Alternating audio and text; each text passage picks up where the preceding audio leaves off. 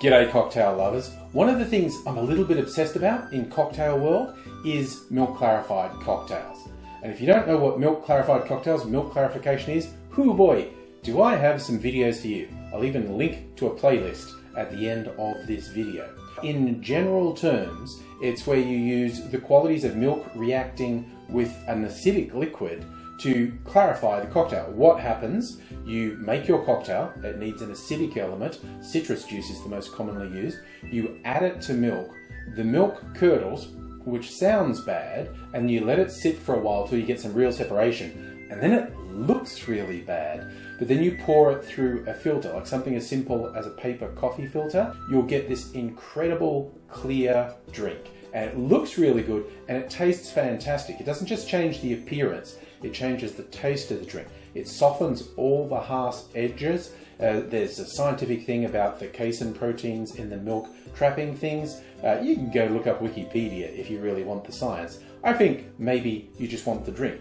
And what I wanted to talk about today is different things you can use that will curdle milk. As I said, by far the most common way people clarify cocktails is to use an acidic element that is citrus, because so many cocktails have lemon juice or lime juice or orange juice or pineapple juice. Those are all acidic enough to curdle milk, and so you don't even have to change the recipe. But there's a lot of other things you might have in your kitchen that are plenty acidic enough to curdle milk. Vinegar is one. So for instance, if you had a cocktail recipe that suggests using a vinegar shrub, which is essentially a vinegar-based cordial, you could do a clarification with vinegar to get a very interesting take on it. Tomato juice is acidic enough to clarify milk. Red wine is acidic enough. Sometimes coffee is acidic enough to curdle milk. It's quite a spectrum of things you can experiment with. And I did do a couple of experiments with tomato juice and red wine. Did in fact curdle the milk, and they looked gross and terrible, and then I strained them through a coffee filter. A little tip, the first amount that goes through the filter, the curds usually haven't settled to the bottom, so the first liquid that goes through will be a bit cloudy. Generally what I do is let that run through for a while and then pour it through again, or alternatively you can run the whole lot through more than once. So what we have here is clarified red wine and clarified tomato juice, and all this is the whey from the milk separates into curds and whey with the red wine, and this one is just with the tomato juice. There is nothing else added to these. I guess I should taste them. I'm honestly slightly dubious. I think the tomato juice might be the more subtle taste, so I'm going to go with that first. Just a little taste. It tastes like tomato juice, basically. But it is much clearer, so if you put it in a cocktail that had tomato juice in it, you'd end up with a much clearer and arguably more interesting looking drink. Now trying the red wine.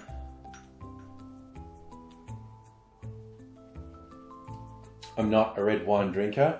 I was initially going to say that is not great. It's actually not terrible. There's not a huge amount of taste in it. I think I'd probably use this as a float in cocktails, like a New York sour normally has a float of red wine. You do a clarified New York sour where you clarify the sour part and then put a float of clarified red wine over the top. I think that'd look good. All this experimenting put in my head the idea, what's the big cocktail that has tomato juice? The Bloody Mary. And I thought, a clarified Bloody Mary could be really interesting.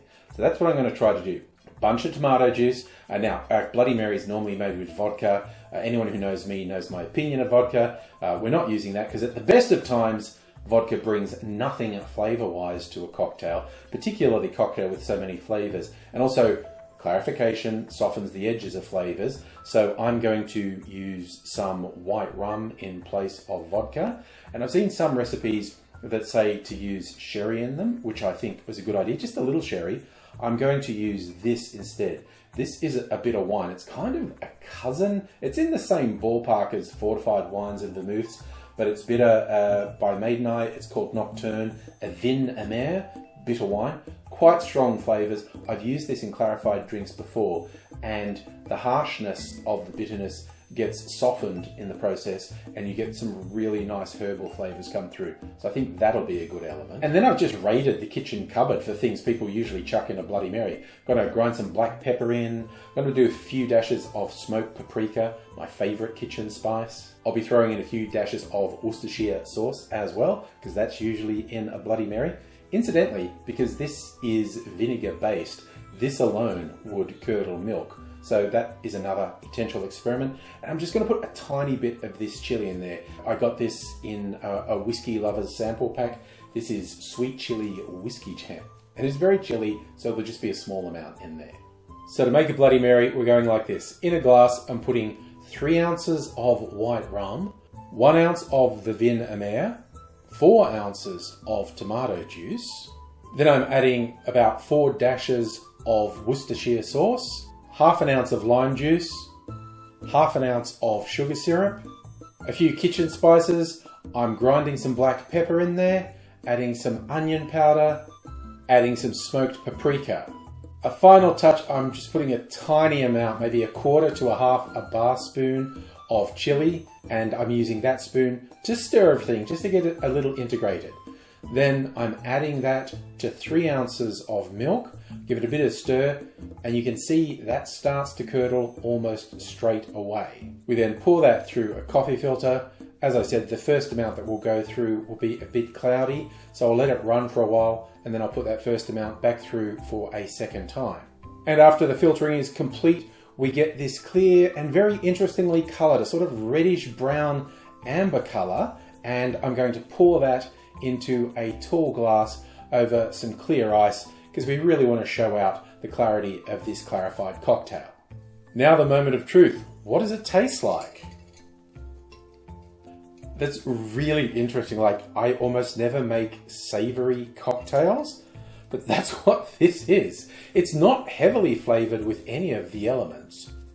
It's a light, bright, slightly spicy vegetable juice, and it's an indeterminate sort of vegetable juice because of the different flavors that were in there, and because of the clarification, the tomato's not really dominating. I'm not sure a lot of people are going to be rushing to have clarified Bloody Marys for their hangover cures, not least because you'd have to prepare it the day before. There's a few hours involved with waiting for the milk to fully curdle and separate, and then to strain it through the filter. So you need to prepare this rather than have it spur of the moment, but I don't regret it. And I guess you could garnish it the same way you would garnish a Bloody Mary, but I think the clarified cocktail lends itself to the naked look. Anyway, it's nice and tangy, and there's a reasonable amount of it here, so I'm going to sit back and drink this, and I hope you're taking care of yourself wherever you are, and hope to see you again soon. Until then, cheers.